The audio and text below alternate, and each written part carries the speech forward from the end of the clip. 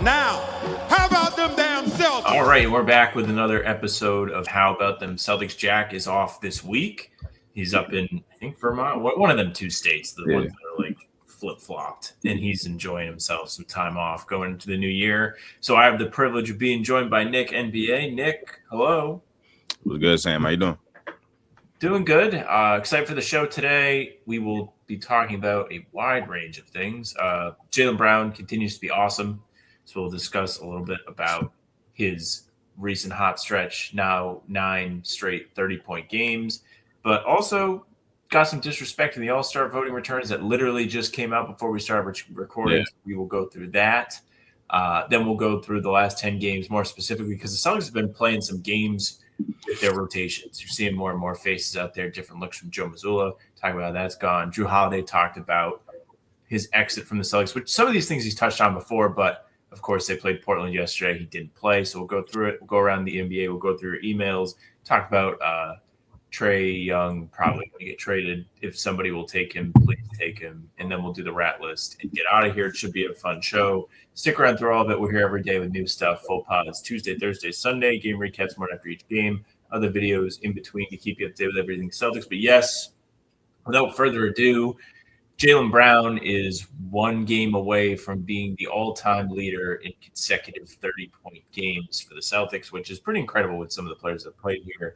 Of course, the game throughout history has changed quite a bit, but this recent stretch of 9+ games or 9 games of 30+ has been just complete bag work from JB. Yeah, man, it's been insane, and even like there's some games where like he's like eclipsing it, but then like I feel like the Pacers game was so fun because like he knew that he needed it, and he was like, "Yeah, let me go hunt these 2 threes." And the fact that he made them is just like that just shows you like how much of a heater he's been on. Even the last game, which of course we will talk about, he had 37 points on 61% from the field, and he's doing it in every way. He's getting to the line, he's shooting threes. Of course, that mid-range game has been there all year, and it's just like, man, he's been doing so much. And yeah, I just seen the All-Star thing like 2 minutes before I came in here, and like I don't know how that happens, but we have to we got to start getting him up there, man. We got to start getting him up there. So yeah, Jaylen Brown has been such a good player. All NBA first team is, if he keeps playing like this, it's literally a lock. And like it's crazy to say that because, well, it's not crazy to say, but it's like even I had like high expectations for him coming into this, and I was like, man, y'all gonna be surprised how good he is in this. He's been even better than that. So yeah, man, shout out to JB. Yeah, just take a look at the All-Star voting returns so far. So just to put this in perspective a little bit, this year I believe is the first year that they haven't split the voting returns into guards and forwards or backcourt, frontcourt type deal. Now it's just most receiving vote getters from each conference are all listed through the top 20. Above Jaylen is Giannis, probably deserved, even though he missed a lot of time, still deserved. Tyrese Maxey having an incredible season, Jalen Brunson, Cade Cunningham, Donovan Mitchell, and then Jaylen. So everybody that is above Jaylen in these returns has either been established as a superstar and has delivered on that this season, like Brunson and Giannis, and then guys who are just going crazy this year, Tyrese, Cade Cunningham leading Detroit to the best record in the conference, and Donovan Mitchell, who's putting up numbers despite the Cavs being rather underwhelming, not good. But still, I think the Jaylen leap maybe nationwide isn't being as recognized as it probably should be because he has been unreal as somebody who traditionally has not been asked to be the first option, at least for an entire game and things of that matter. He has been super reliable. You mentioned his versatility and his ability to score on multiple levels, and his ability to get to the free throw line in particular has been something over these last 10 games that has been on another level. He is now at 9 a game during that stretch. And like for perspective, the top free throw getters or drawers in the league are 9 or above. Like you think of Shea, you think of Brunson, you think of somebody like Jokic that just gets hacked every time he touches the ball. These guys are all getting to the line around the same rate. So Jaylen, who started the season complaining about the free throw disparities and how he gets a bad whistle and he doesn't understand how he's getting to the line so infrequently, is now getting there quite a bit. He's almost doubled. Well, I don't have his entire season stats in front of me. 7.5. 7.5. So he hasn't doubled it, but he's up like 50% from last year. He was at 5.1. Now he's added like half of that to the average this year. That is the telling leap of the superstar because defenses have no choice but to foul him. And yeah, when you talk about the guys that are towards the top of the league, you played a guy like that last night in Avdia, who, like, again, just like you said, guys who improve at a high rate. The free throw is something that you could really point to. And yeah, last 10 games, Jaylen has been averaging 9.7 free throw attempts, just like you said. And but the thing is that I don't think he's gotten more aggressive since the early part of the season. I think he's always been playing like this. And I think, yeah, there was a time where his whistle was so bad. Like, I don't like complaining to the refs while the game's happening. I don't think Jaylen does that too much. He's kind of left that stuff behind, even though he was literally getting fouled and they weren't calling it. But then it would give somebody, like, I don't think reputation should play, but they would give somebody with less reputation than him the same exact call. And then when he would get upset, it's a technical foul. Like, it's like, you know what I'm saying? So I'm just glad that he's been able to get to the line a little bit more, and his aggressiveness is being rewarded a lot more now. His free throw rate, of course, is up in these last 20 games also. So he just has to continue to be aggressive, and with that amount of skill and athleticism and like prowess as a scorer, he might can get up to 30 points on a season. Honestly, what is he at now? 29.7. So I'll round up for him, but if he can literally get there, that'd be insane. Yeah, and that's like a pretty rare feat for the Celtics. I think it's only been Tatum and Havlicek, maybe Bird once. I really should know this off the top of my head, but I don't. Regardless, this is a historic level season from him.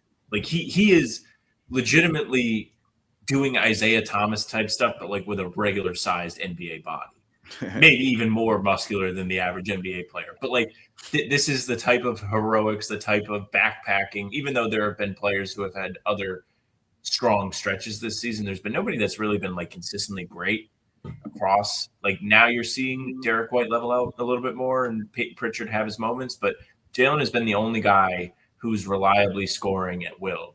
Even compared to last season, Jaylen was shooting 46% from the field, 32% from three, which is 32% is an outlier number in terms of his career arc. But like he's taking 4 more field goal attempts a game and he's shooting 4% higher.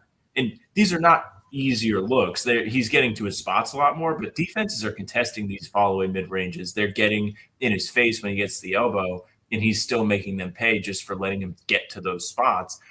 And it helps he's getting the free throw line more now. He hasn't been forced to take a higher volume of threes, which is also a good thing. He is truly playing like a superstar, an all-NBA first-team level guy, and it's still funny that he's not in the top 5 vote getters in the Eastern Conference. Like if the game was decided today, he'd probably have to come off the bench, I'm guessing. Maybe they wouldn't start 5 guards, but I don't think it matters when you look at the way the voting has come back, which I don't really care about the All-Star game. I don't watch it. I'm not going to watch it. It's a weird product. And now they're doing 3 teams this year, so who knows how they're going to determine starters. But it is probably not being talked about enough on a national level, how impactful he's been, how much of a leap he's taken, and the Celtics' success being connected to his poise with the extra attention from defenses. Yeah, you talk about him just being able to get to his spots more. Like, I feel like one of the best things you can do as a player is have your usage rate go up, your shot attempts go up, but keep the same or better efficiency, which is what Jaylen Brown has done. He's improved like his numbers a lot, and yeah, he's shooting the same shots, but he's doing a great job of not settling like at all. Like you get a lot more shot attempts. You're like, all right, man. Sometimes I'm gonna have to take this three. Like I'm exerting a lot of energy here. Jaylen Brown just doesn't settle. Like Joe Mazzulla talk about his balance, and like he's like, yeah, it's super hard for a guy that's averaging 30 points to have balance and consistency in his shot profile throughout every game. Like he just doesn't waver at all. And yeah, he's getting to his spot a lot, but like even with more shot attempts, he's just been the same player. Like he's I don't like listen, if you get how many more shot attempts is he having this year? So 4. Is it 4, right? He was up from Like, 17.5 to 21.5. Okay. And like his usage rate, he has the ball in his hands a lot more, right? And that is very, very taxing for an NBA player. For any NBA player, that's very taxing to be a true number one option on a good team. That is very taxing, right? And he's been able to have an uptick in almost everything and be more efficient. His shot profile is like not that different. But again, he's just not selling at all. Like I wouldn't have been surprised if he came into this season and he's shooting like 2 more threes, right? And he's at like 7.5 attempts instead of like 5, right? Which would be totally fine. But like he's driving, he's getting to his spots, and that when he gets into the mid range, bro, I don't think he's gonna miss. Like I just don't like that turnaround fade, the footwork, the athleticism, the skill. It's all there. So I don't think there's 5 players, especially not in the Eastern Conference. Especially not in the Eastern Conference. If I'm talking about him being a first team all NBA, that's the top 5 players for this year. And if he's not top 5, and if he's like not top 5 in the Eastern Conference, I know it's fan stuff. Celtics fans, we gotta vote, man, because this is crazy. If I think he can be first team all the NBA, which is the 5 best players for this season, there's no way there should be 5 Eastern Conference guys that are getting more votes than him. Now I know that doesn't mean they're better than him, but we want to see Jaylen Brown as a starter this year to commemorate how good he's been. Yeah, it might be a ridiculous thing to say. Maybe it's not. He might be this season with games played, all of those things, the best player in the conference right now. Like there might be nobody that you should be more afraid of in a playoff setting than him. And you can make arguments for other players like Jalen Brunson has played at a sustainably high level over the past 3 or 4 seasons now since joining the Knicks. Maxey has taken a leap this year. He's really embraced the opportunity with Embiid in and out of the lineup and being kind of a shell of himself. And then Cade, I don't know if I said Cade, but you know, the leap he's taken to help the Pistons be where they're at. Yeah. He is a threat too. But like Giannis might not even be in the playoffs when the playoffs come around. Milwaukee has not been very good this season, even when he's been playing for them, but his in and out of the lineup injury stuff has not helped in that equation either. Meanwhile, Jaylen has only missed games that seem to be due to rest, where he's been ill, and then he comes back the next game and plays normally and continues to just torture teams. But yeah, I think this has been an eye-opening season, and it should encourage you for when Tatum comes back that even if Tatum isn't 100% right away, Jaylen's going to be able to do everything and take care of business and have Tatum be able to ease back into his responsibilities as a superstar on this team.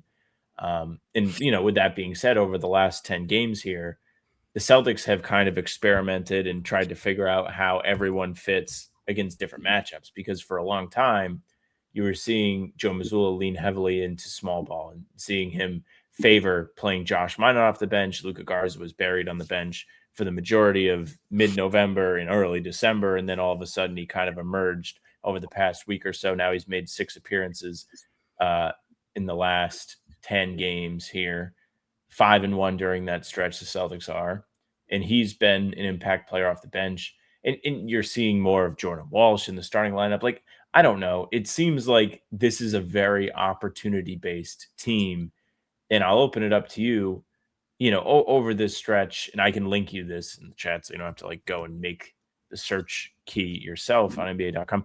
Who has stood out to you? Is there anyone that's kind of opened your eyes, been like they're kind of getting acclimated, like a new guy or a younger guy that really seems to be coming into their own? Anything that you've noticed? Yeah, I mean, Joe came into this year talking about we won't have any several rotations. And when he said that, I'm just like, huh? Like, how are you not going to have several rotations? Like, there's going to be guys that emerge, you know what I'm saying? Something's going to happen. But he's been real. And, like, you talk about, like, Josh, like, everybody, I think that's what makes this season so fun. I was talking about this with Jack pregame, I believe, and any game, anybody can be an impact player. Like any game, anybody, right? And that goes to what Joe was talking about at the beginning of this year. And like Josh Minot was a starter for the first 7 games. Hugo started before that against the Pistons, right? After that Knicks game he had. Then Josh Minot started for a long time. Then Jordan Walsh has now been the starter for some time. And like Shaman, who gets like 7 minutes at a time, comes in and gives everything that he has in that time. Again, Hugo Garza didn't play for 20 days. He didn't step on the court, and he just comes right in against Toronto, gets 9 offensive rebounds, draws 6 fouls. He kind of tailed off a little bit in last night's game. I thought the Blazers bigs did a nice job of that, but he's forced teams to be cognizant of his beasting on the glass, right? And that's been something that the Pacers have seen, and the Pacers had tried to make adjustments for him. Like again, the Toronto game where he just dominated them. So the way that all of these guys can just come into the game, and like no matter how long they haven't been playing for, if they haven't played for the first 3 quarters, whenever Joe Mazzulla puts these guys out, they play like nothing happened. And I think that's a testament to the coach and just how much of a hold he has on these guys, and the type, and also a credit to Brad, because he knows what type of guys the Celtics want and what type of guys this organization has always fostered. And you need high character guys to be able to get contributions out of everyone, no matter how long they've been playing. And speaking of that, Josh Minot hasn't played in the last 2 games. I miss him. Huh? Oh, I miss him. I miss him. Yeah, I don't know. I don't really know what's up with that one. But the Celtics did close last night's game small ball. Hugo was playing the 5. Nemias Queta had 5 fouls. Garza had 5 fouls. But with like 3 minutes left in the fourth quarter, 5 fouls that doesn't really deter you from putting somebody into the game. But there was a lot going on at the end of last night's game, and Hugo closing at the 5. I wasn't really opposed to it. Of course, there are pros and cons to it, but the Blazers had 15 offensive rebounds in that game. If you're going to give up the offensive rebound anyway, which was happening when Cade was on the floor, was happening when Garza was on the floor, was happening when Hugo was on the floor. If you're going to give up the offensive rebound anyway, maybe Joe was like, all right, I'm going to offer some versatility here, maybe some more shooting in theory. So I didn't really mind the last game because you were giving up the offensive rebounds anyway, and then Cade wouldn't have been able to. He probably would have tried to held back a little bit with the 5 fouls, because if he would have fouled out, Hugo would have came in anyway. So it's just it was a lot going on at the end of last night's game. Sure, we'll talk about that, but yeah, Joe Mazzulla has done a phenomenal job. Has to be in the conversation for Coach of the Year because of what he's gotten out of this roster. People expected a wide range of things from this team. People thought they was going to be in the lottery. People thought they could be where they're at now. Some people thought they were a little bit in between, which is where I was. And he's been able to get something out of everybody this season.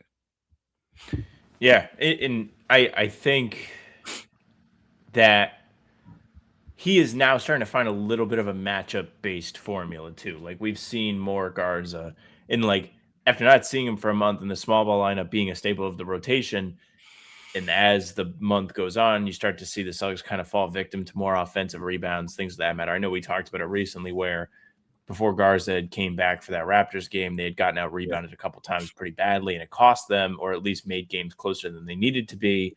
And now he's seeing that Garza can be effective in certain spots. I know he wasn't really great in the Portland game on Sunday. I saw people talking about that online, being like, I'm not convinced he does anything. And, I think that's fair. But when he has impactful games like he did over the past week, you can see where his value could be with this team, but he's still a work in progress. And that is the odd thing about the Celtics group, because it feels like they have a couple guys who have the opportunity to be rotation pieces, but aren't quite there yet. Like even Minot, who has fallen off a little bit, but when you look at like the last 10 games or so, you look at his stats and you're like, he's still shooting efficiently. He's 57% from the field and 52% from three, yet he's not getting a lot of minutes compared to what he once was.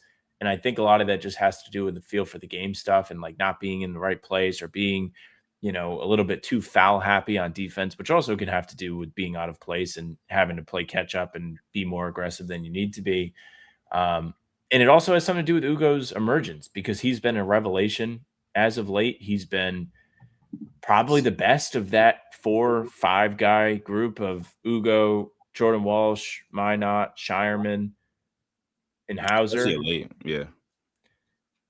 I think if you have the opportunity to lean into Ugo and get a more NBA experience, you're just going to do it. And the way he plays, you feel like the floor for him is a guy that's out there creating chaos. Even if he doesn't have his A game that night, you think you're going to get some sort of boost off the bench, which is sometimes what you need.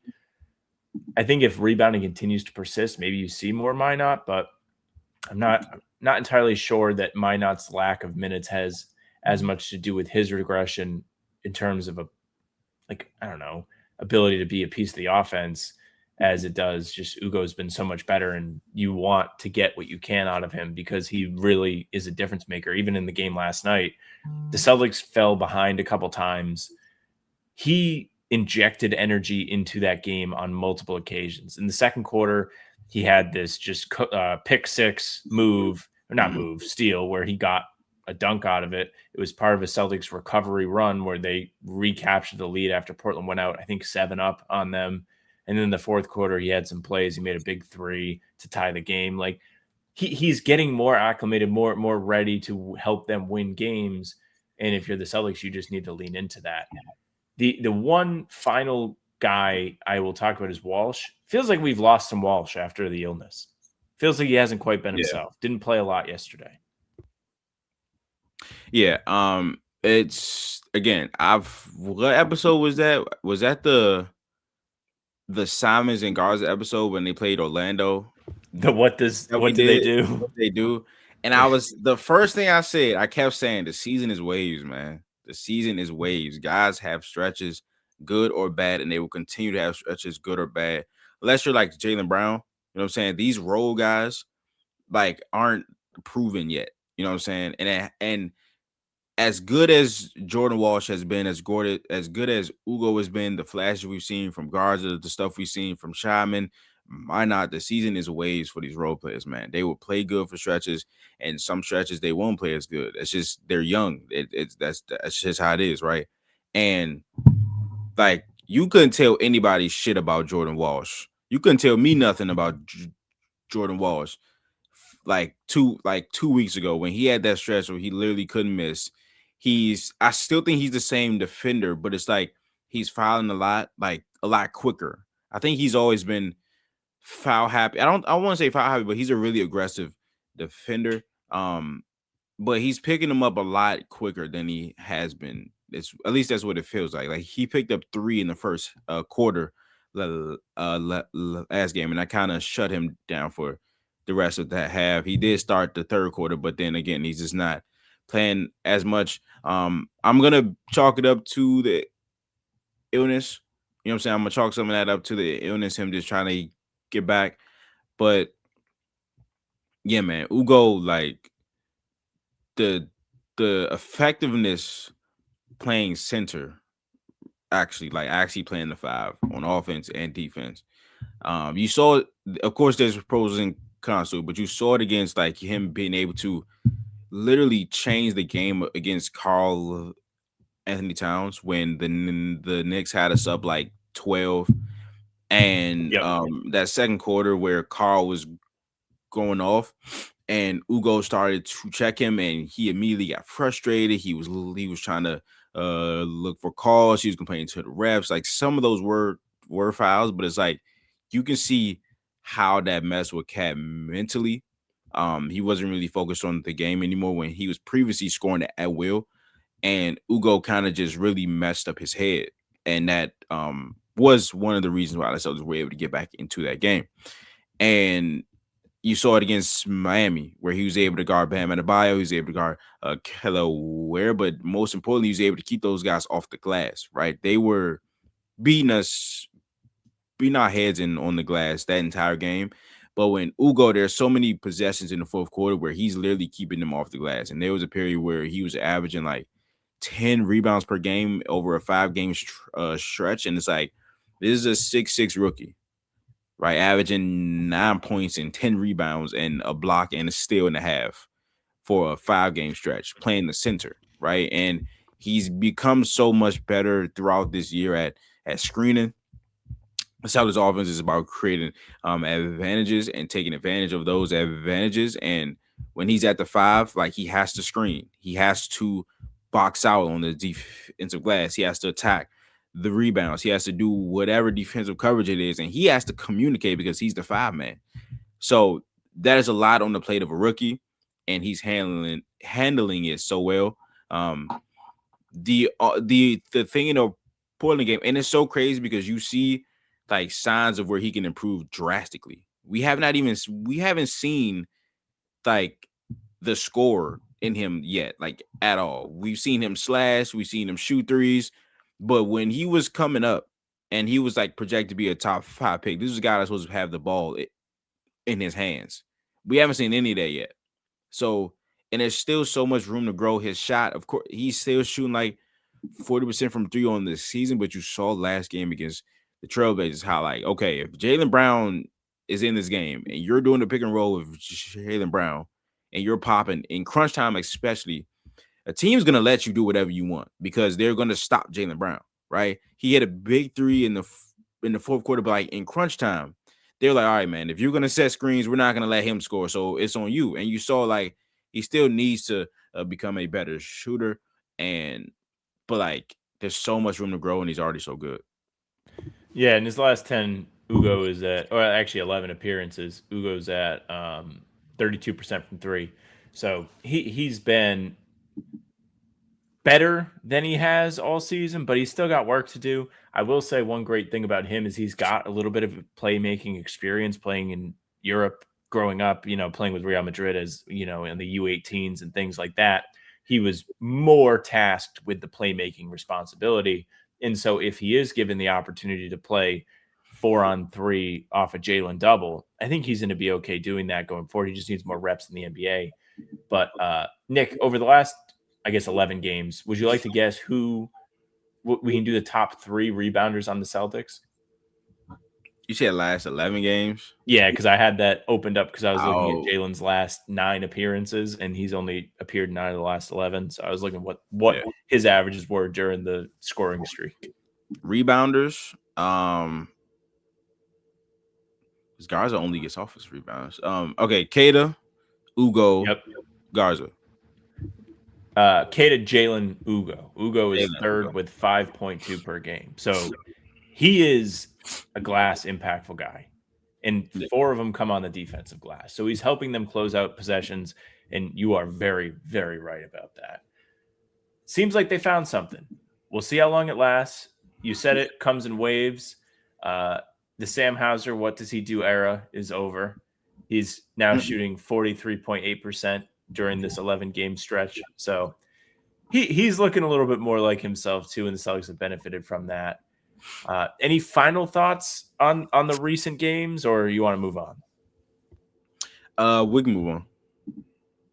All right. So last night, Celtics in Portland, 2 old friends on the Trailblazers. Didn't get to see either of them. Robert Williams and Jrue Holiday both set out. Drew's been dealing with a calf injury for the last month and a half. He's missed 20 straight games now. Rob has actually been playing pretty well. He just sat out first night of a back-to-back, but he's looking more like himself. But Drew spoke with Jay King about his exit from Boston, which of course happened back in June via trade. Celtics needed to get underneath the second apron.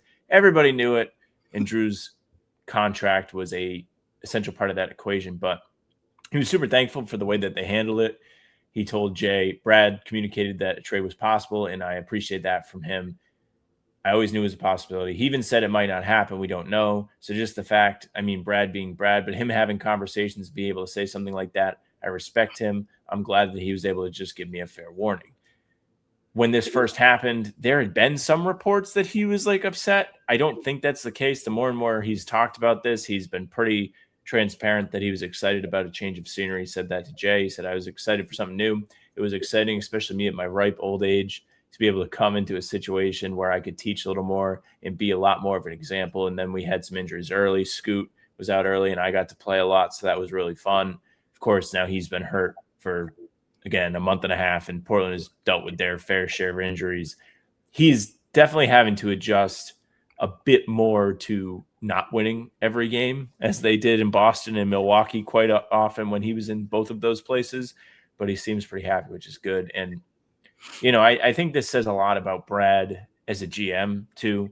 He has thrived in this role. When it happened, I remember people in my life were complaining that Brad has failed upwards, which was a crazy thing at the time because it felt like just about every season he was the coach of the Celtics, even if they were good, they had overachieved, and he was a big part of getting the most out of everybody. Now he's doing that in the front office. He's finding all these guys who come and join the team. And Holiday was a great example of this. His personality, his willingness to sacrifice, his want to win fit really well into the identity and culture they've built in Boston. And you're seeing it more with these newer players. Somebody like Luka Garza, who's going to play hard every time he's out there. Minot is someone who has a great personality, gets along great with his teammates. And Hugo, I mean, all of them, all of these guys just seem to fit into the mold of what it means to be a Celtic. And ironically, Brad does too, as the leadership and somebody who's going to be straight with the guys that are on the trade block. So I don't know how many thoughts you have on this, but I just figured it was newsworthy, something to give to the listeners.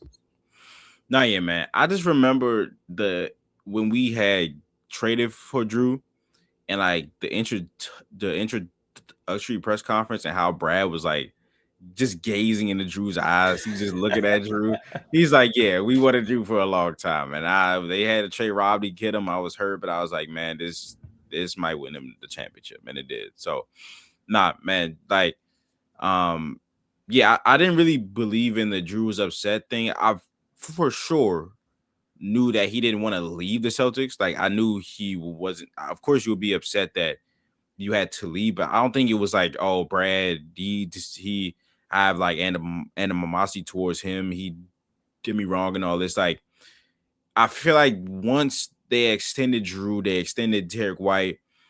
This team knew that at some point when they don't get it done for whatever reason that is, that at some point they were going to have to break this team up. Like, this was not a rocket science move by Brad. Like, everybody knew this was coming, right? And even though Jrue probably knew it was coming, like, Brad didn't like shy away from that conversation. And like, we've seen so many like interviews or like podcasts of like former players coming out and saying how like just telling them means so much because it's the transparency and everything. And it's like, yeah, if you're trading me is already hard enough, but like if you don't see it coming, it's like, damn, bro, you didn't have the common decency to tell me that I was gonna get traded. So even though that might not seem a lot to us, that's like, whoa, watching the game and that aren't really behind the scenes as much, go to any podcast or interview of an NBA player talking about them getting traded and just see how much it into them that a GM actually told them that it was happening. So, yeah, Jrue was a great player when he was here, constant professional. I was excited for the opportunity of him to go to the Trailblazers also with a young cat in Scoot Henderson. The Blazers were like middle of the pack, like very competitive when Jrue was playing. They're like 6-13 since he's been out. So he was really helping that team. He was a huge part of OKC getting their first loss of the year when he went crazy against them. Rob, I don't think Rob's hurt. He's all the games he's missed this year have been like the management type thing. Was very upset that he didn't play in this game. Because he played in the Clippers game like the game before, and he played good enough. Had like 12 rebounds in 20 minutes or something like that. And I was like, okay, finally we're gonna get Rob playing. And they didn't even waste time. Like right after the Clippers game, they was like, he's not playing against the Celtics. I was like, oh my God. So yeah, wish we could have saw those two guys. Glad that Brad. I wonder how the Rob thing went though, because like that. I remember Forsberg finally had got an interview with Rob before the trade happened, like a week or so before the trade happened in the off season, and like Rob got traded. And I was like, Jesus, man! Like he had finally had an off season where he was not hurt. He was working on his game. So I wonder how the 3-point shot, like we were getting the Instagram of him in the gym. Yeah, I remember that. And like he's been shooting them. Of course, he's not gonna be a great shooter, but he is taking some. He's hit some. He had like 2 last year, and he's been just taking them a lot more. So it's showing the growth in his game. But he's been looking like himself lately, which is crazy to see, man. That he gave up his left leg for a finals run, and we couldn't get it done for him. So man, shout out to Rob and Jrue. They're in my heart forever, man. They should be. They belong there. They're fantastic players. All right, it is email time. I'm finding out live that we have not done emails on this show in 11 days. It has been a long time. I was away. Now Jack is away, and we didn't go through them while I was gone, rather. So we're going to take a look.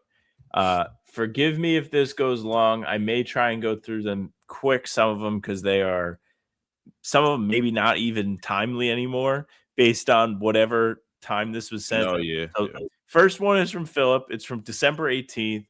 Title is Duck Duck Championship. Fellas, as Brad's inner opens the door on acquiring new talent and many people suggesting trades, it's hard not to get caught up in the fantasy of adding a major name to the roster.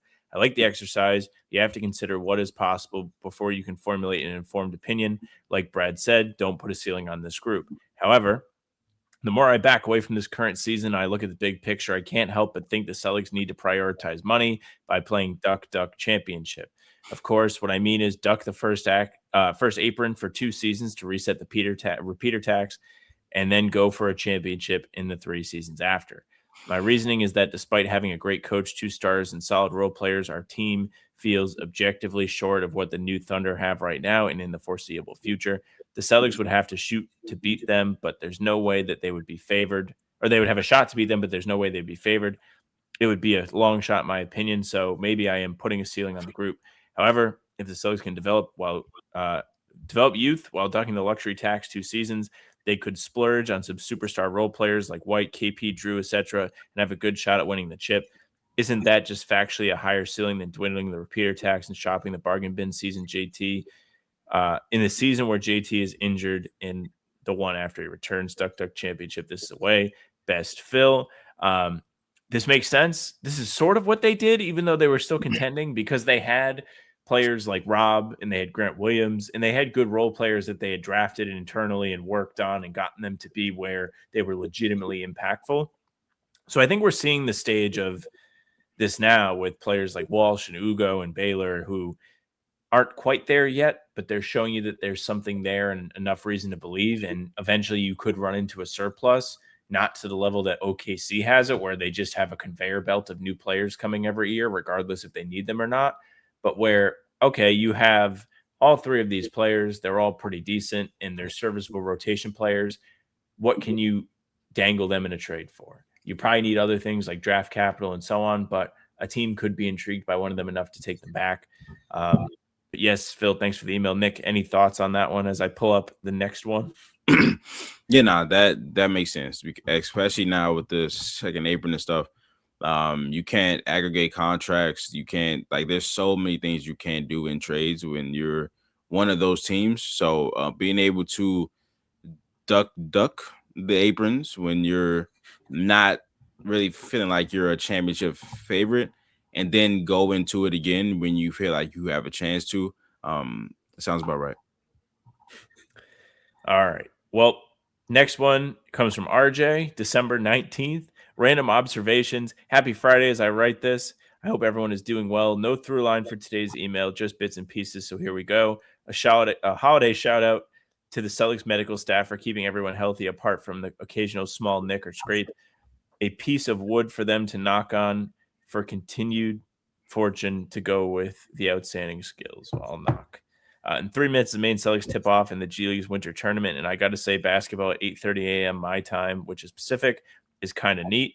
Will we see Boucher or Garza before we see Amari getting minutes? The answer we now know is yes, because Luka has been a rotation guy over the last week and a half, pretty much since you sent this, RJ. Out of curiosity, what does this year's souvenir large soda cup look like? Last year's a tribute to Banner 18. Do they have a picture of JT's tendon repair on the current version? I'll look. Let's see. I won't be back at the Garden until the 5th. Yeah, they're not back till the 5th, so that's a week from today. But I will look around after the game to see what I can find for you. Very random question.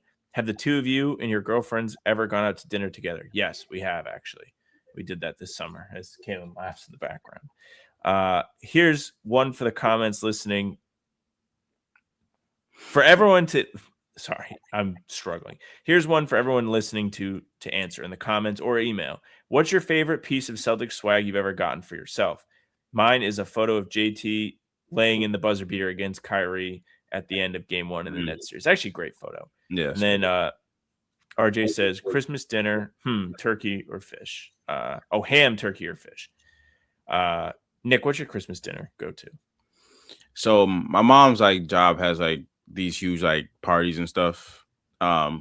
They cater Olive Garden and stuff, and everybody just gives my mom the pans and trays and stuff. So we had a huge Olive Garden feast and shit like that. So it was cool. Yeah. What about you? That's kind of fire. It was fire. You? Yeah. So I actually went to Barbados for Christmas. Oh yeah. My girlfriend's family, and I'll tell you what is they do it different than we do up in the Northeast. It is, fine cooking. We had everything. We had chicken, ham, sweet potato casserole. We had macaroni pie, which is like mac and cheese with a bunch of extra sauces and seasonings mixed in. It's so good. Hand up, what you got? Can I ask you something? What exactly is casserole? Because I've been seeing everybody be I like casserole. It just looks like some regular shit, but it's called casserole. And I heard somebody say that casserole has to do with the thing that it's in, not the actual. That is how I would describe it to you. Okay. It's funny that you asked this because my girlfriend and her family have argued or questioned this in the past. But yeah, to me, a casserole. First of all, I'm not really seeking out casserole, but that's just how I described this because of the thing it was in. It actually was probably just a sweet potato bake, and it was excellent mixed together. Tastes like a dessert. It was fantastic, but because it was in one of those baking dishes, it's a casserole. That was how I described it to you. Yes, but she says they won't call it that. They won't. Okay. What would you call it? Sweet potato. Just sweet potato. Okay. Mashed sweet potato. See, all people aren't the same. Is how I'm gathering that information, because I went to this. This was 3 years ago. I went to someone's house that I didn't know. It was just I was there with somebody, and it was a regular dish, and they called it a fucking casserole. I'm like, bro, that's but yeah, no. Okay. I'm glad I'm not crazy. Yeah, I think casseroles are not super common, at least across everybody. I don't know. Yeah, I guess I've never had a casserole before. I've never eaten anything. I'm like, what's different? And then I realized, wait, this is the same food. So yeah, I don't know. I don't know if you heard, but Kaylin just interjected that is some white people shit, and I think it probably is. casseroles. Casserole. Anyways, thanks, RJ. Sorry, long email. Next one is also from RJ. Trade value, Celtic style. Said, afternoon, everyone. Happy trap week to Boston as a pair of games against the Pacers sandwiched around Christmas seems like a definite danger zone. Kind of was. They tried really hard to lose them, but they didn't. Anyways, we turned the corner towards the trade deadline. I wanted to look at what I think Brad values as he negotiates deals this season. While I do believe the Celtics want to get under the tax line this year to start the repeater reset, Brad also has to keep this draft pick in inventory. My gosh. And the overall vibe of the team in balance too. The last one would have been much easier if it turned out the Celtics without Tatum, 3 all-star level players, and Luke Cornett added up to a lottery team. But a team that is number 3 in the East and capable of beating anyone in the conference can't just ship contracts attached to bodies out the door. Absolutely right. Unless Anthony Simons adds an aspect to his game, either as a defender or as a playmaker, I think Brad will do everything in his power to move Simons to shave off $12 million and win the tax battle while not adding more than the New Orleans second to the deal.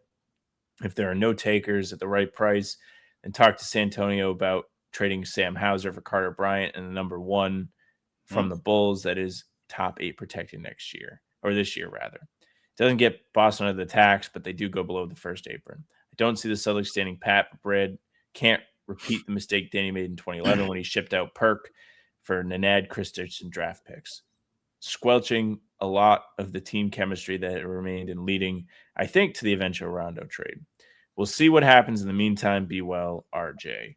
Yeah, the team being good definitely has fucked up the trade deadline. Yeah. I don't know what to expect. I think you've laid it out pretty well. It seems like Simons is like the main name to watch. Maybe Hauser. I don't know if they want to trade Hauser because he's a proven championship piece. But Simons, I feel like Simons has shown more of a willingness to move the ball lately, but he hasn't quite like been effective. If you look at the stats, he's only averaging like 2 assists per game, less than that in the last 11, as I have that weird range still up on my screen.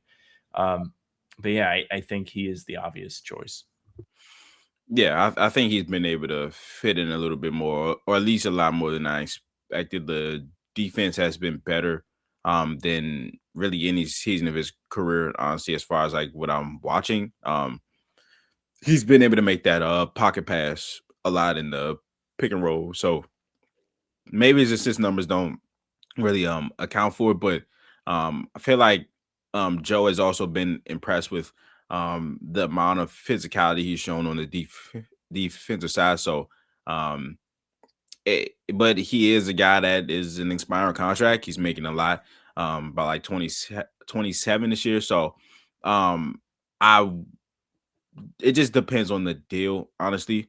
But I wouldn't mind like getting below that tax line while still either getting somebody that can help in the future or just, yeah, I don't know. But Brad has a lot of avenues, and I thought this was a good thing when they got him because they can either, if he plays well, they give him exactly what he gives them exactly what they need. They can re-sign him for less. They can either let him, if it goes terribly, they can let him walk, or they could trade him. So the Celtics have all these avenues available to them. So shout out to Anthony Simons, man. Shout out to him. Next email from Philip. He says, fellas, hunting season is in full swing. This is how I envision the team. It's an image of the team kind of dressed up like hunters with some dogs. Here it is. Putting it on the screen the best I can. You got Joe. That's all right. Yeah, pretty cool. Right. Little design from Philip. Thank you, Philip. Next one comes from Ian. Reads, huge Hugo. Been a while, but I wanted to hear your take on something I thought up after the Heat win. Obligatory. I'm not saying he's going to be Jaylen, but I'm thinking back to the 2016-17 season. I'm seeing a lot of similarities. Kind of fair. Both were defensive slashing type wings with athletic upside. JB appears to be much more athletic, but Hugo already has a better shot. Smaller sample size notwithstanding. Even checking out Basketball Reference, there are a lot of similarities in production with limited minutes. My bigger point is that Jaylen is committed to work in every offseason, drastically improve 1 or 2 more skills to become a deserving supermax type player. And everything I've heard about Hugo is that he's got that same type of dog in him. And Jaylen has definitely done that. That was the story on him for a while. Every year he'd come back, something new was in his bag. Do you think that he can put weight on too and gradually build skill sets to be more than just a role player in the coming season, just like JB? Is this season without GT enough time at the right time for Ugo and Walsh type guys to get the experience that young JB/JT got to develop their skills and mentality during the Hayward incident? That's all I wanted to really bring up this time around. Still listening to the pods, just not getting onto the emails as often. Take care and sods. Thanks, Ian. Yeah, I mean, I feel like you might have a better answer on this than I do. I think the similarities as a role player in the role are pretty accurate. And like Ugo has had to fight for his sporadic opportunities this season, and fight being the operative word, he will do that. I'm not sure if I would expect a leap like Jaylen's, even though if you think back to the 2018 season, we didn't have to see a major Jaylen leap until really later in the season when Kyrie started to miss time, because it was still Kyrie and Jason as a couple of the top option, with Horford being an all-star level guy at the time too. So there wasn't as much responsibility. Maybe you could see Ugo taking a similar small step forward before like the playoffs when Kyrie went down. They really had to rely on the committee to do the scoring. I'm not sure, but yeah, go ahead, Nick. Yeah, I don't see, especially not offensively. Like Jaylen was like, yeah, that season was such a joy because we took Bron, like prime Bron, to Game 7 with should have won it. Horford. Yeah, we should have won. Terry Rozier shot 0 for 10 from 3 in that game. Like they were up 15 after the first quarter. I remember like being, holy shit, it's gonna happen. They hadn't lost a home game all series. Right. I was like, they're finally gonna do it. And it was just like, bro, like, and then everybody was like, y'all lost to Bron. I was like, man, listen, man, take the top 2 players off of every other playoff team. Where would they be at? Nowhere. The Celtics didn't have Kyrie. Gordon Hayward, bro, that shit. I was like, what? That was what, 2018, right? 2018, yeah. Bro, I was 15 when that happened, bro. And I was making some popcorn. I ran in the kitchen. All I heard was Hayward has broken his leg.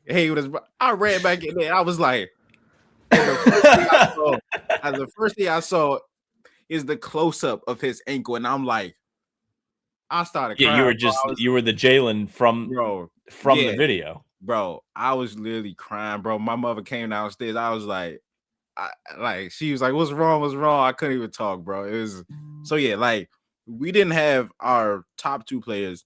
But yeah, let me get back on. So, but Jaylen has worked his ass off. Now, I think Ugo has that similar type of work ethic because I've seen him pregame in person, and he's hard on himself. He's very hard on himself. And pregame, when he misses shots, he's like beside himself. Like he's talking to himself. He's like he doesn't like to mess up. And yes, there was a play in the Blazers game. I think he turned it over or something like that after making a great play, or it was either a turnover or he got a foul call, and he was like he was just cursing to himself the entire time.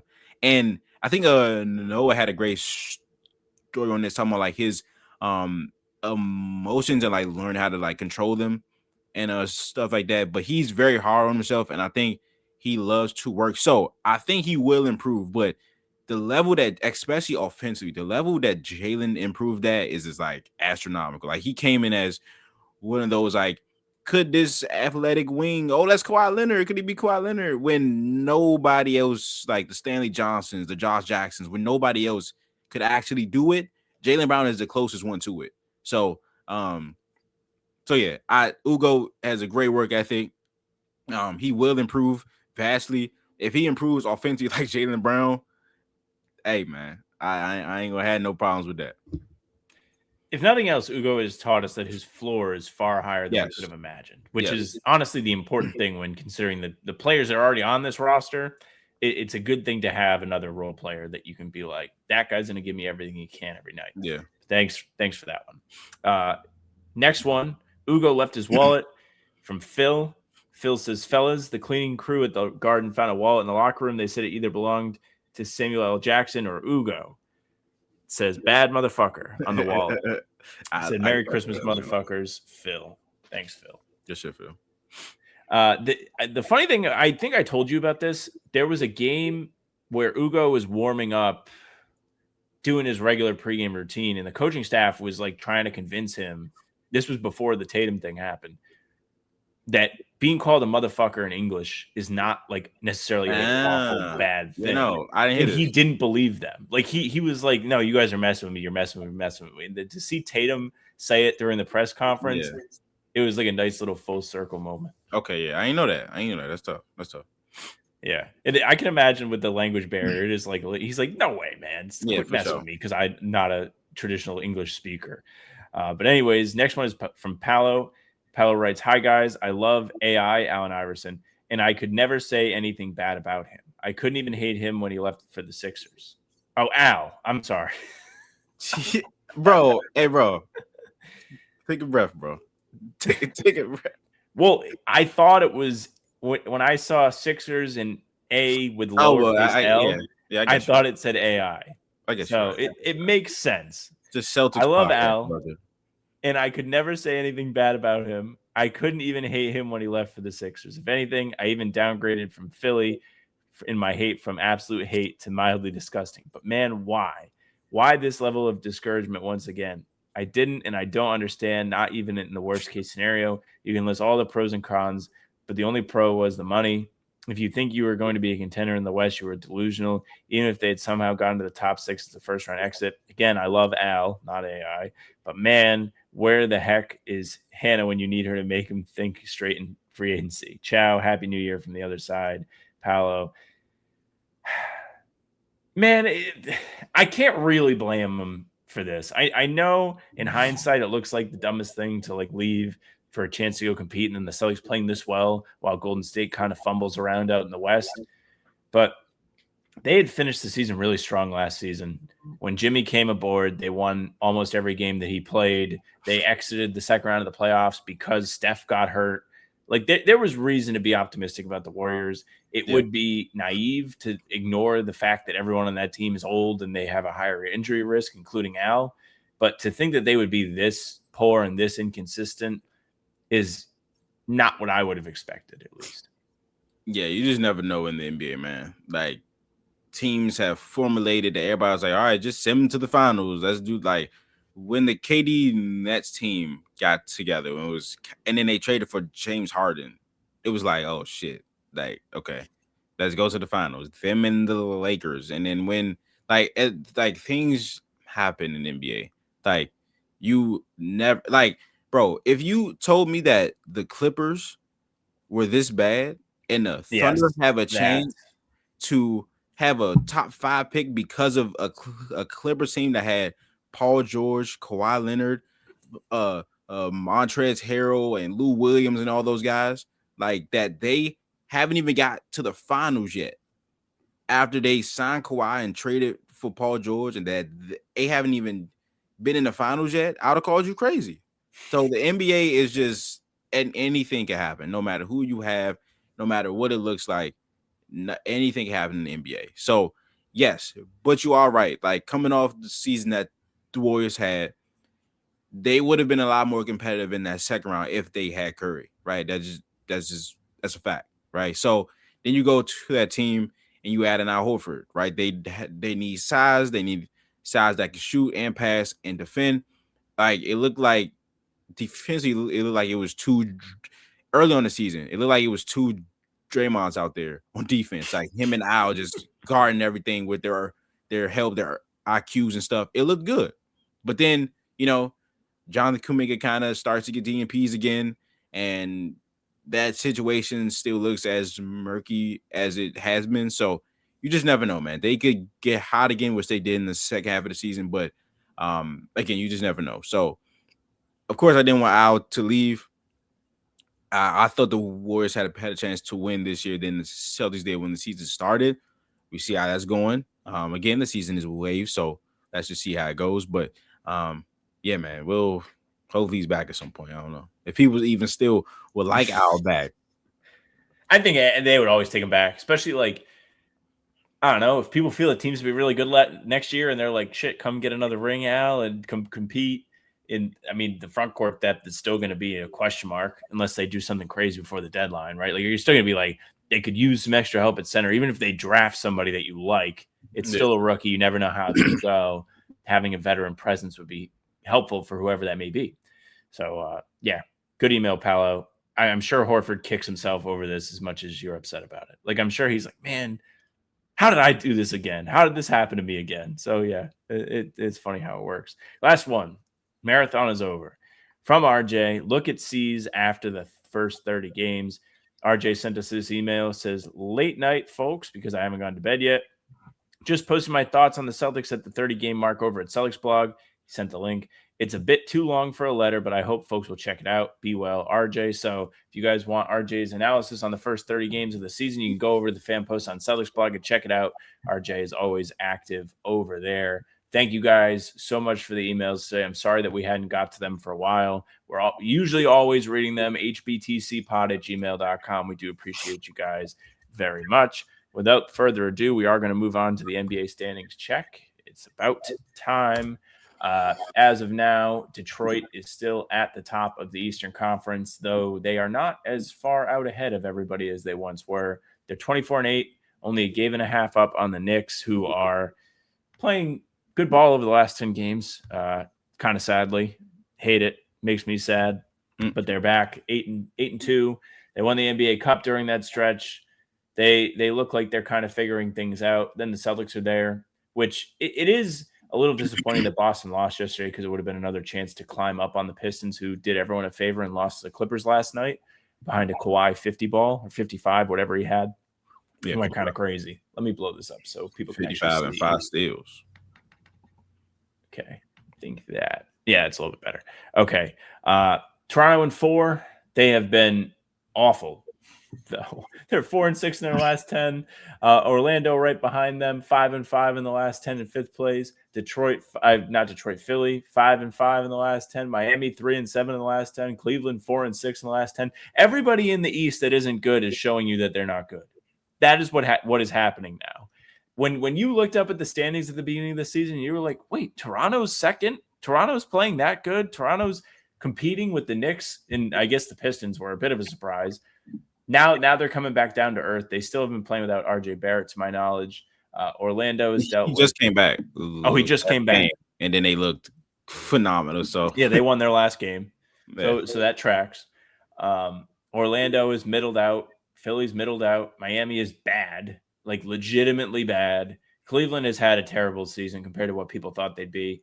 And then you just have the usual suspects. Like I saw somebody tweet Miami, Chicago, Atlanta. Yes, in this range, and was like, why would you do the play-in every year if it's just going to be these teams every single time? And it's shaping up that they are going to be right there. Atlanta is on a 6-game losing streak. That losing streak might correlate with Trae Young coming back. We'll talk about that in a moment. Not a good look for him. Then you got Milwaukee, Charlotte, Brooklyn, Washington, Indiana hanging out in the bottom of the East. Indiana losers of 8 straight. 2 of those came against your Boston Celtics, which was a true treat because one of those games did not feel like it was going to be a Celtics win, but they turned it around. Milwaukee just dealing with the Giannis getting injured tax. That's what it is. But any Eastern Conference standouts from you, Nick, before we move on?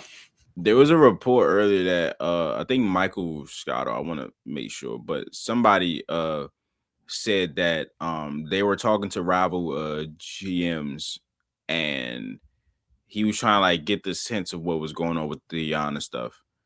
Yeah, all right. So Michael Scott said, "I've spoken to plenty of GMs that would love to have Giannis, and have tried to talk to Bucks GM John Horst about acquiring him.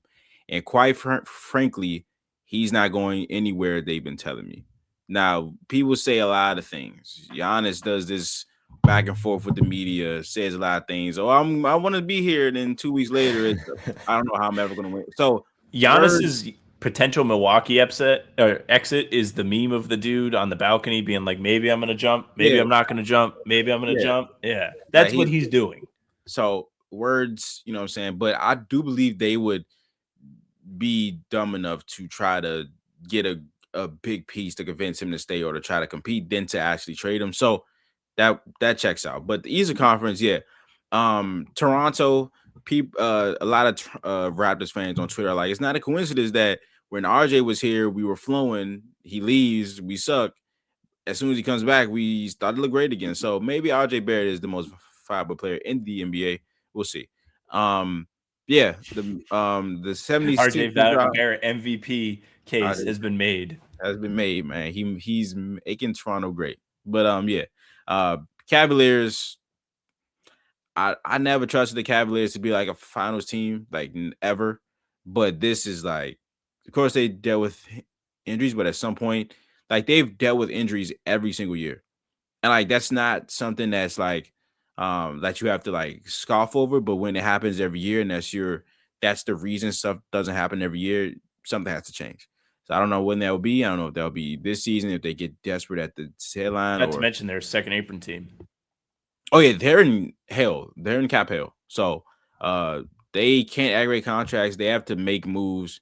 And it's gonna be really hard to make moves because like imagine the Celtics were a second neighboring team and we're like that. And we never got our ring. And we're just I can't imagine. I can't imagine having to do a show. Imagine that. Where we never even got to the conference finals. We did all those moves. We never got to the conference finals. And now we're 8th in the Eastern Conference. And we still haven't won anything. We're trying to win.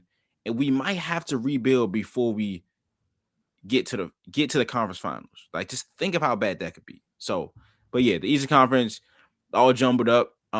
Toronto right on our heels. So let's see what the Celtics can get to. Western Conference, OKC, all of a sudden 27-5. I feel like the last time I did a standings check, they still hadn't lost in like forever. Yeah. Now they've lost 4 of their last 10. All of a sudden, losing is all they do there. San Antonio has taken the paternity test, and they've been diagnosed as the father of the Thunder. They're 3-0 against them over the last like 2-3 weeks. So that'll be an interesting little back and forth rivalry, probably to see in the playoffs at some point. Denver's still playing great basketball. They're right in the mix. The Lakers, pains me to say it, but they've fallen off a little bit, only 5-5 in their last 10. You have JJ saying it's been tough to integrate LeBron back into the team and then throwing his players under the bus, then realizing he trashed Doc Rivers for doing the same thing and then had to walk it back. It's been a little bit of a soap opera over there. It pains me. I hate to see things like that happen. I hate telling good people bad news, man. I do. It's awful. I hate it, man. Houston kind of going through a little bit of the same 5-5 in their last 10. Minnesota 6-4.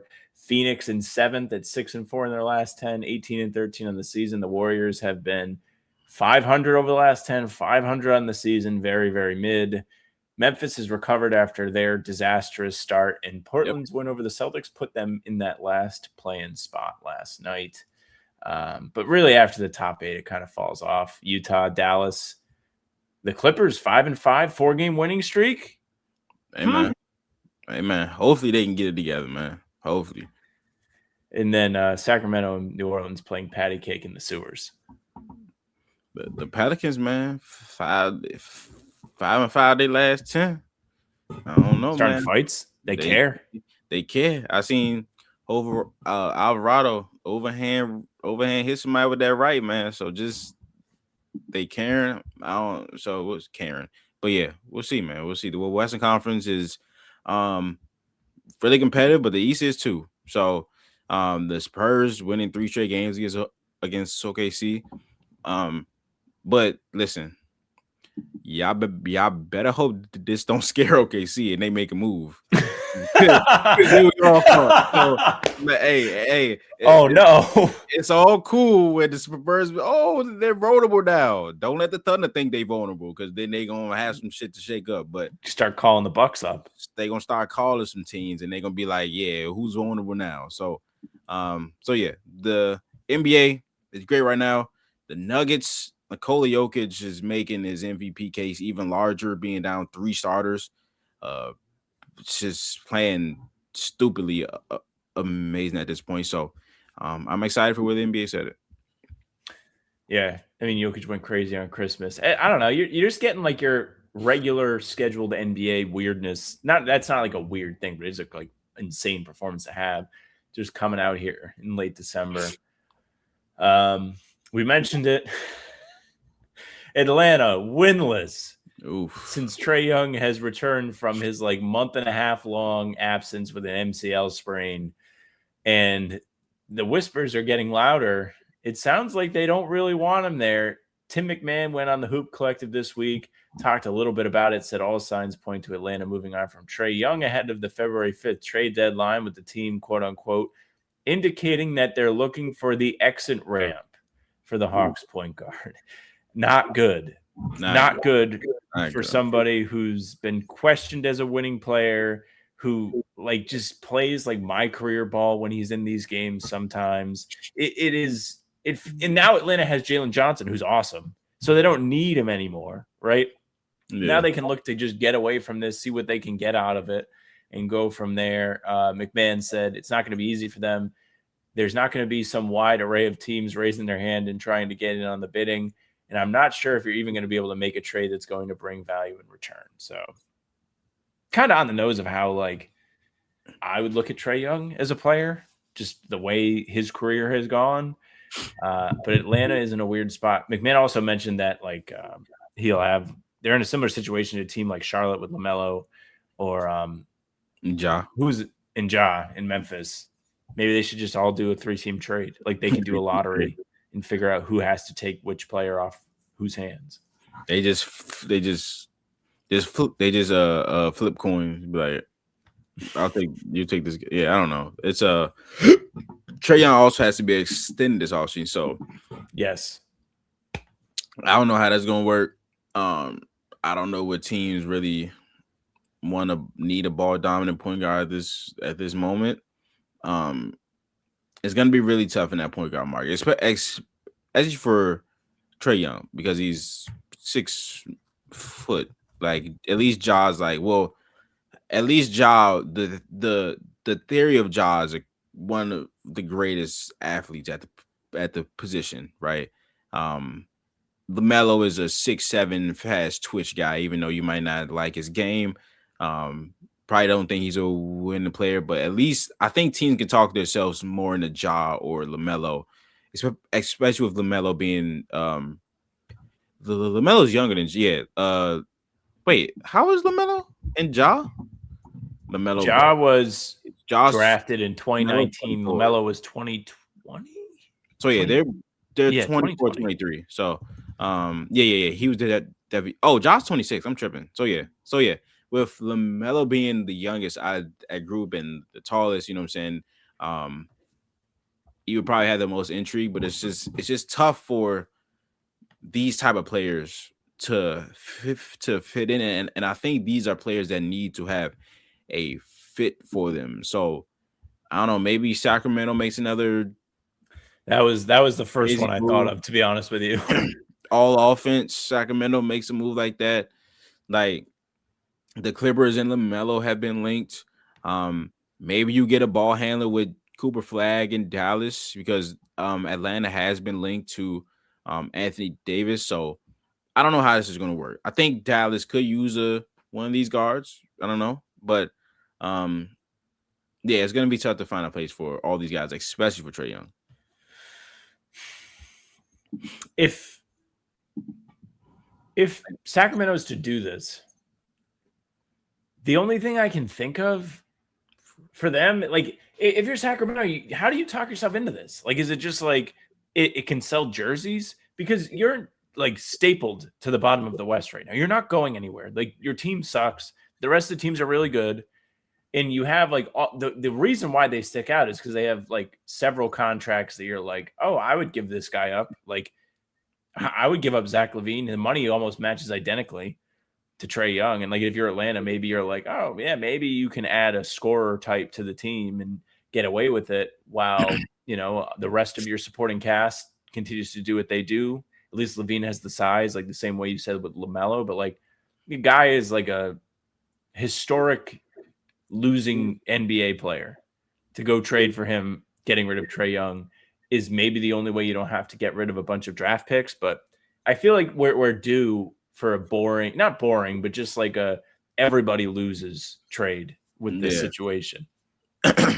Any trade involving these guys, like you're not gonna get as much as you think you like. If you're Atlanta, you like Trae has been like he took you to the conference finals that year. You know what? He's the heart of like he is a really big proponent in Atlanta, so you're probably not gonna get as much as you think you will think you can for Trae Young. And again, the fit is a lot, so I don't know. If you're, we've had plenty of Anthony Davis reports. If you're Dallas, or rather, if you're Atlanta, and you're trying to get in on this Anthony Davis potential deal, and you want to go get him for Trae and include Trae Young in the deal, you sneaky have decent draft capital to include.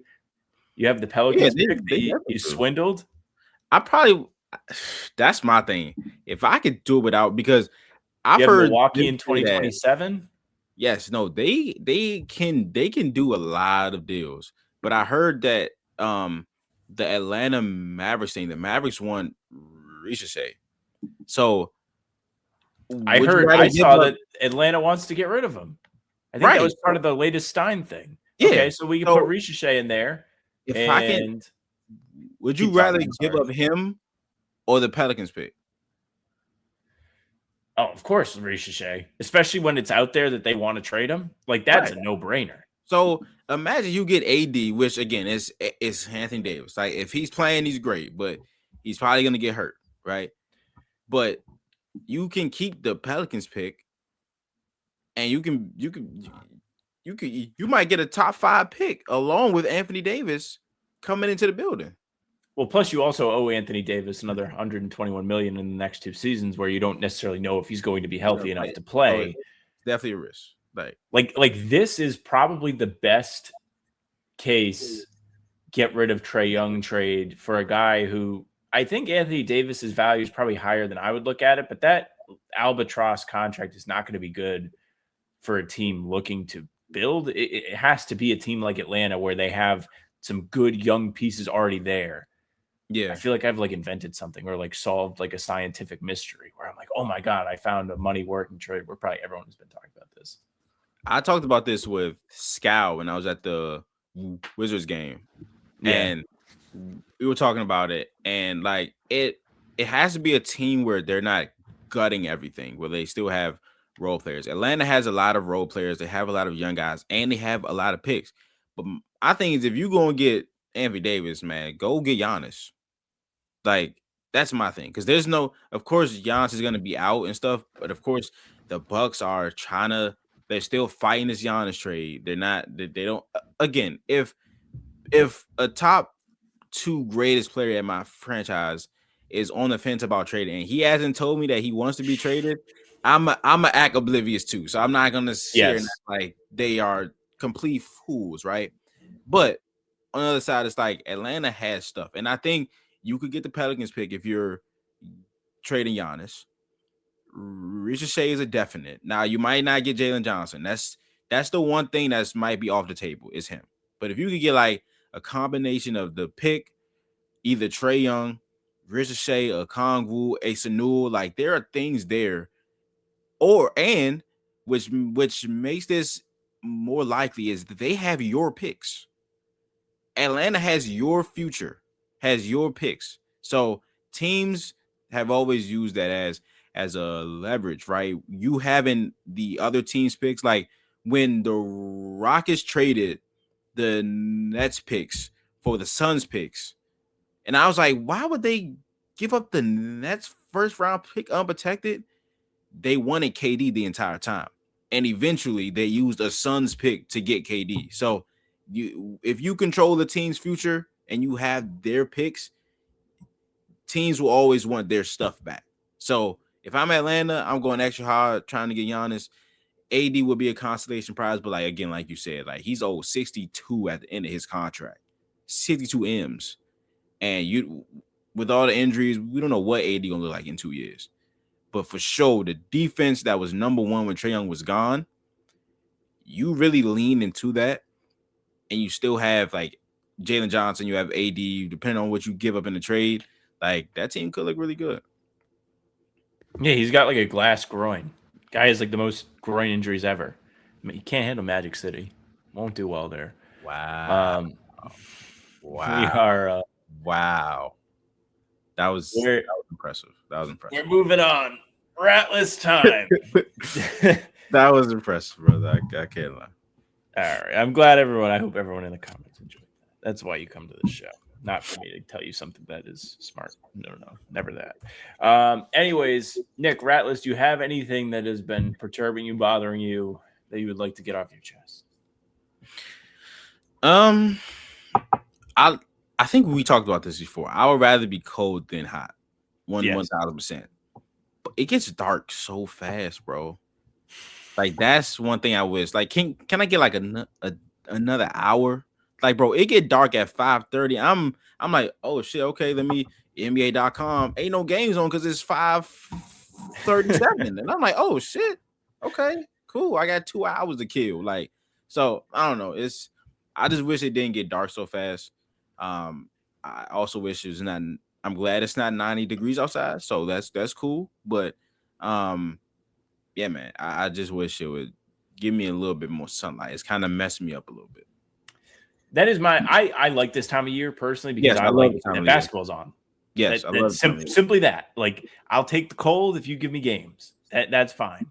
But I do not like it getting dark. That is the one thing. Like, it's almost like doing a trade in the NBA, and it's like the piece. It's like, would I rather give up the Pelicans piece than Ricochet? And you have to give up the Pelicans piece to get Anthony Davis or whoever it is you're getting back in the deal. And you're like, fine, give me the guy, but I'm not going to be happy about it. That is the early hours of darkness that we get. Going on vacation. Go ahead. One quick thing. Imagine if the Mavericks were able to have their pick. Because if you trade Anthony Davis, you're probably going to be worse than you are now. Yes. Imagine they had their first round pick and the Pelicans pick for next year with Cooper Flag. That's what I'm saying. Go ahead. Fucking Nico. Vacation. Barbados is like near South America, so I was pretty far down. So even though they're still in the same hemisphere as us, it was much different. Like, I think it was dark till 6 p.m., 6:30 p.m. their time, which is an hour ahead of East time. And it was like, man, this is something else. And then I came back yesterday and it got dark out and I was like, that is what that's like. I remember that. Guest Rattlers from Michael Hilly, who messaged Jack on Twitter. Jack sent this to me today. He said, Rattlers for the next episode is my coworker who convinced me to start Joe Burrow in fantasy because they might bench Drake May in the second half of Sunday's game. Patriots shredded the Jets. I don't know. I'm pretty sure Drake May went crazy. And Michael lost his fantasy game and now has to do a beer 5K. So he wanted to share his troubles. Yeah, he said that pregame. He was like, everybody, please pray for me. And I guess the prayers didn't work. So, we didn't pray hard enough. I also lost my fantasy championship, so it's that. I guess close. Rather, no. Do you what is the prize? Like, do you guys have a buy into your league? What do you do? Yeah, it was money.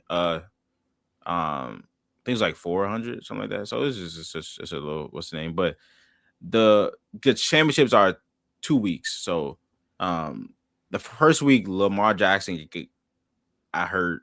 Travion Henderson got hurt, and I was getting cooked by like 80 points because my quarterback had 3 points, and Travion Henderson, who's my flex, he got hurt, right? And then I sat Stephon Diggs, who was amazing in the game, in that game, and I sat Dak Prescott, who was my other quarterback, because Lamar's been injured a lot. So I was like, I'm never playing Lamar again. I'm never playing him again. And then I played the Dak Prescott. He was cool, but like, yeah, I was just cooked from the start. So, and then my opponent has Drake May. So, there you go. That was fun. So, yeah. Well, I'm sorry for your loss. It's okay. At least I would much rather be second than last, because our punishment. Because there's no tanking in fantasy football unless you play Dynasty. Yeah. So. Which is Jack's league. He's like obsessed with his hoarding of draft picks he did last year. He was so pumped about it. I remember him telling me. Rat List is getting home. So I was not on any of the shows yesterday, and I was planning to be on all of the shows yesterday. The reason why I was not on the shows yesterday is because when I travel, typically I do not travel like a normal person. My mom works in the airline industry. So because of that, I'm able to use her standby passes to fly. And oftentimes, there's no problem with this.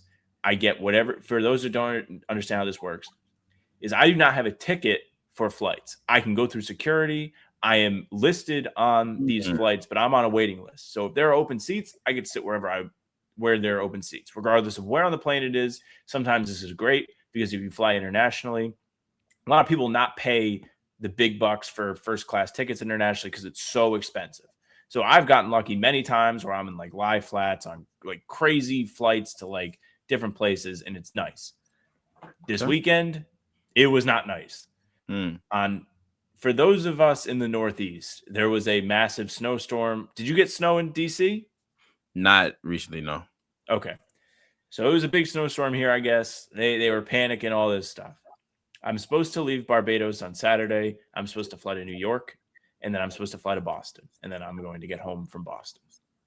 My New York flight is delayed by 3 hours because of the snow, and I would miss my connecting flight to Boston. So I have to go to Atlanta instead. I get on the Atlanta flight. I get to Atlanta. There happens to be a delayed flight to Providence, Rhode Island, that I can get to. It's an hour after I land in Atlanta. Okay. But because I'm coming from an international place, I have to clear customs. I have to race to the gate. And I have to get there. Yes. We land, have about an hour. We land and we don't go to the gate. There is a plane at my gate in Atlanta. So our plane cannot park. We cannot get off the plane, and I cannot start my race to the next flight. Yeah. I get off. I go through. I have a choice between two different lines of security. I obviously picked the wrong fucking one. I'm behind families. They got kids. They can't get their shoes off. I finally get through.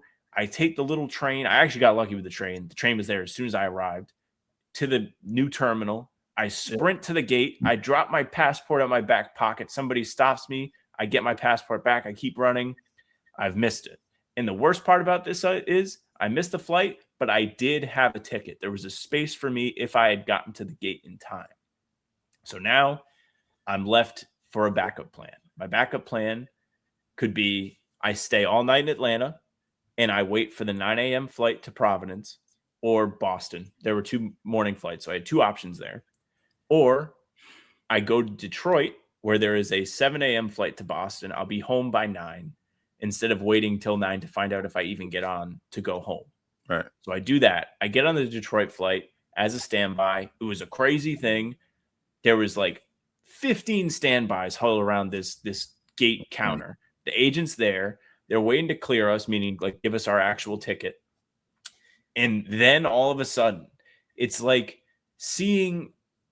watching like a horror movie, and you can kind of tell something's off in the background, even though it seems safe, because people start running up to the gate out of breath. Like, holy shit, I made it. They're trying to connect from a flight that had just landed, I guess. So all of these people are showing up, and they keep getting on, which as someone who doesn't have a seat, I'm just seeing this as, oh, there are going to be less and less seats available. They are not going to bump these people off, whatever. I get very lucky. I'm the last person to get called. The people that they had given my seat to had showed up, and they said no. They said, we've already given your seat away. And me and this other guy kind of escaped. It felt like we had successfully completed a heist. Yeah. So I get on the flight. It's now 11 p.m. I arrive in Detroit at 1:30, 2 o'clock. Detroit's airport is massive. So is Atlanta's. Yes, sorry, the story is so long. You're good. I've been in Detroit. Delayed. So my next flight is at 7. We board at 6. I'm going to sleep on the floor. I sleep on the floor. I've never slept on an airport like that before. It was fine. Nothing wrong with it. 6 a.m. rolls around. Boarding's supposed to be at 6:20. I'm at the gate to Boston. They announce that the flight is going to be delayed an hour because one of the pilots is not there because they are coming in from DC. So they have to wait for this guy to show up so we can all leave. This is important because it gives whoever might be running late time to show up and ruin my day. Yes. Wouldn't you know, I don't get on this flight. Wow. There's another Boston flight at 10 a.m. So I have to wait. The flight was delayed till 8. There's 2 more hours. I go to the gate. I'm there. We're watching. They start to board. It's looking good for me. There are 4 open seats. There are 4 of us on the list. Everybody's going to get on. I'm called up. And as I'm called up, people are starting to run up to the gate. It's kind of like what happened to me last night. Yeah. You can tell something bad is going to happen. So they're all running up, out of breath, frantic, blah, blah, blah. And like, I'm looking at them like they're the devil. I'm like, these are the worst people ever. Fuck you. And I get my ticket. They're like, you can come. They call my name. I go up, and there's 3 of us. There's this one woman that got called up first. There's this other guy, and there's me. Me and the other guy are waiting behind the first woman. She scans. She gets on. As the next guy is about to scan his ticket, which they've already given him, 2 people are wheeled up to the plane. And because I don't know what was going on, the guy at the desk, it felt like he was stalling. Like he knew people were going to be coming, and he was stalling. And it took him forever to even call us up. It was because he was waiting for these 2 people. Me and this other guy get bumped. They pump faked us. We're not on the flight anymore. So then I had to wait another. Like I was so mad. Yeah, I couldn't even look at the fucking guy. I was furious. Yeah, I was like, they need to have a rage room at the airport. Like I need to be able to go in and like just smash some stuff. Thankfully, I got on the next flight to Providence at 2 p.m. I got home in time. And then played in my men's league basketball game at 7 p.m. on 2 hours of sleep. And we had 5 guys. I played all 4 minutes. We lost, as you would imagine. But what an ordeal it was, a trial to get home. All to get home, man. All to get home. Nah, that's actually insane. I thought that was gonna end 2 flights ago, and it just didn't. So I did too. Just I lived it. I'm glad you got home, bro. That's legit crazy. Oh man! If you don't have anything else, we can wrap up and get out of here. That was my whole weekend. I can't follow that, brother. So that's true. All right. Well, Nick, thank you very much for joining. Jack and I appreciate all the help you've given us this season. I know I've told you this, but the 2 of us have been able to be more flexible, take some time off here and there, and you've been a great part of that. And you've delivered every time you come on the show. It's always a great show too. So don't want the quality to go aside there. For those of you looking to find Nick, you can check him out on YouTube. Nick NBA. He's pumping out different film reviews, breaking down different players, Celtics, non-Celtics. He's always keeping his eyes on things and noticing, and he puts together great content. So go check it out. As for us, you can subscribe to the channel. We're here every single day. Full pods drop Tuesday, Thursday, Sunday. Game recaps are up the morning after each game. Other videos are here in between to keep you up to date with all things Celtics. Jack and I are here usually with Nick doing pregame live. We're bringing in special guests every time, and it's a lot of fun. Half hour before every game, we're on the YouTube, we're on Twitter, Facebook too, streaming. So come hang out, come check it out. We're on Spotify and Apple too. All pods and recaps are there. So if you just want those followed, they'll go right to your feed. Leave a 5-star review. We'd appreciate that very, very much. You can email us, hbtcpod@gmail.com. Our socials are at How About Them C's for Twitter, Instagram, and TikTok. Facebook's name of the podcast. All streams are there. They're on YouTube. They're on Twitter. Jack's Twitter's Jackson NBA. Nick's is at NickNBAYT. It's on the screen there for you. And mine is at Sam LaFrance NBA. That's it for us. Bye.